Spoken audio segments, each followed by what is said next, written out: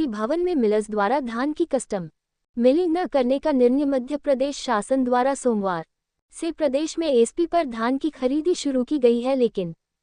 Madhya Pradesh millers association द्वारा upgradation राशि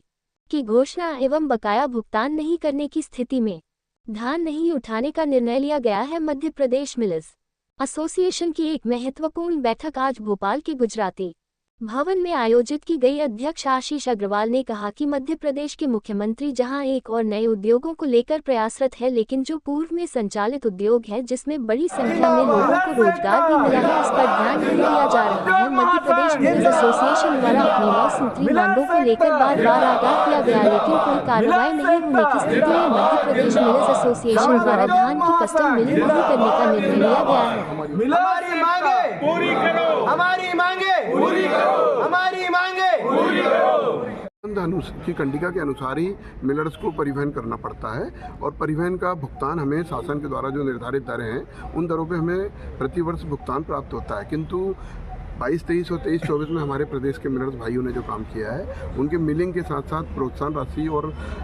transportation हमारा एक बहुत बड़ा मुद्दा है। हम लोग जो सोसाइटियों से या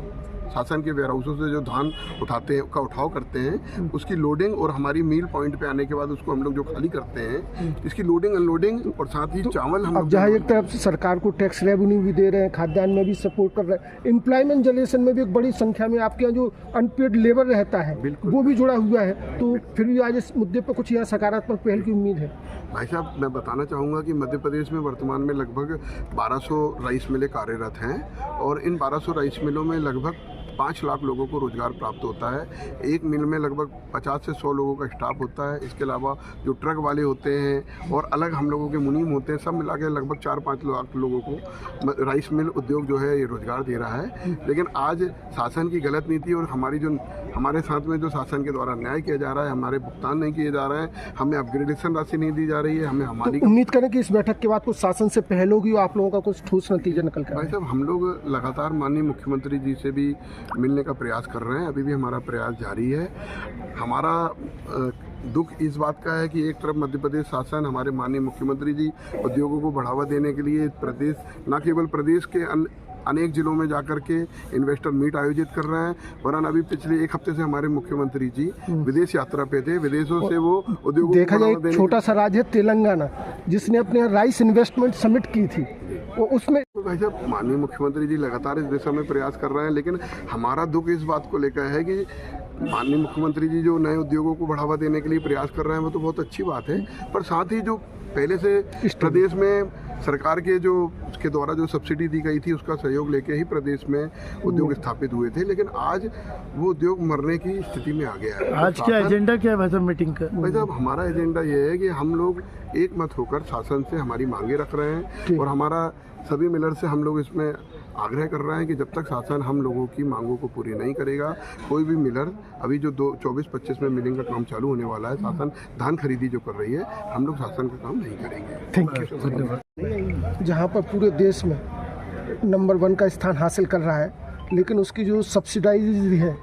जो एसोसिएट्स हैं जो इस मुकाम तक लाने वाले हैं, उनको दिक्कतों का भी सामना करना पड़ रहा है। मध्य प्रदेश मिलर एसोसिएशन कुछ जेन्युइन इश्यूज़ को लेकर काफ़ी लंबे समय से संघर्षरत रहा है। हमारे साथ हैं इसके अध्यक्ष आशीष अग्रवाल जी, जो मिलर्स की मेन इश्यूज़ हैं उनको जानना चाहिए। भाई साहब, राइस मिलर्स द्वारा धान मिलिंग करके जो भारतीय खाद्य निगम में चावल जमा किया जाता है। भैया सभी लोग कृपया करके दस्तखत कर लें, फिर आराम से बैठे। रिपीट कर दें। जो चावल जमा किया जाता है उस पर मिलिंग करने पर जो अतिरिक्त ब्रोकन और रिजेक्शन जो निकलता है उसकी प्रतिपूर्ति हेतु मध्य प्रदेश शासन द्वारा प्रतिवर्ष मध्य प्रदेश शासन को कैबिनेट में प्रस्ताव बनाकर भेजा जाता है और वहां से अनुमति मिलने के बाद में मिलर्स को अपग्रेडेशन राशि रेशो अनुसार दी जाती है। और लेकिन वर्ष 2023-24 में प्रदेश के मिलर्स के द्वारा जो मिलिंग करके चावल भारतीय खाद्य निगम में जमा किया गया है, इस पर मिलने वाली अपग्रेडेशन राशि की घोषणा मध्य प्रदेश शासन द्वारा आज दिनांक तक नहीं की गई है, जबकि 23-24 में जो उपार्जन हुआ था, उपार्जन के चालू होने के पहले वल्लभ भवन में दिसंबर 2023 को बैठक आयोजित की गई थी। माननीय तत्कालीन प्रमुख सचिव महोदय की उपस्थिति में, उनकी अध्यक्षता में बैठक आयोजित की गई थी। उस बैठक में मध्य प्रदेश चावल उद्योग महासंघ के द्वारा उस समय भी ये प्रस्ताव रखा गया था, मांग रखी गई थी कि हमें जो अपग्रेडेशन राशि दी जानी है उसकी घोषणा कर दी जाए। लेकिन उस समय चूंकि चुनाव हुआ था और कैबिनेट नहीं गठन हुआ था, तो उनके द्वारा हमें लिखित में ये आश्वासन दिया गया था कि कैबिनेट का गठन होने के बाद पहली ही बैठक में अपग्रेडेशन राशि का प्रस्ताव कैबिनेट में रख करके और प्रस्ताव पास करवाकर इसकी घोषणा कर दी जाएगी। किंतु पूरा 1 साल बीत जाने के बाद भी आज पूरे प्रदेश में मिलर्स ने अपने पास का बैंकों से पैसा उठा करके और शासन की सारी धान मिलिंग करके चावल जमा कर दिया है। इसके पश्चात भी 23-24 में जो हम लोगों के द्वारा जो कार्य किया गया है उसका अपग्रेडेशन राशि संबंधी कोई आदेश तो ये जो आपने बैंकों से लोन भी लिया है, बकाया राशि भी आपके शासन के पास है? बिल्कुल हमारे मिलर्स ने बैंकों से जो पैसा उठा के शासन का काम किया है, बैंकों के ड्यूज़ हैं, उसके कारण से मिलर्स बैंकों के कर्जदार हो गए हैं, बैंकों के डिफाल्टर होने की स्थिति में आ गए हैं। हमारे द्वारा लगातार विगत 2-3 महीने से माननीय प्रमुख सचिव महोदय जी, माननीय प्रमुख प्रबंध संचालक महोदय जी से बार बार लिखित में आवेदन दे करके हमारी अपग्रेडेशन राशि और हमारे अन्य जो मुद्दे हैं, हमारे भुगतान लगभग प्रदेश का 800 करोड़ रुपए मिलर्स का 22-23 और 23-24 में हम लोगों ने जो काम किया है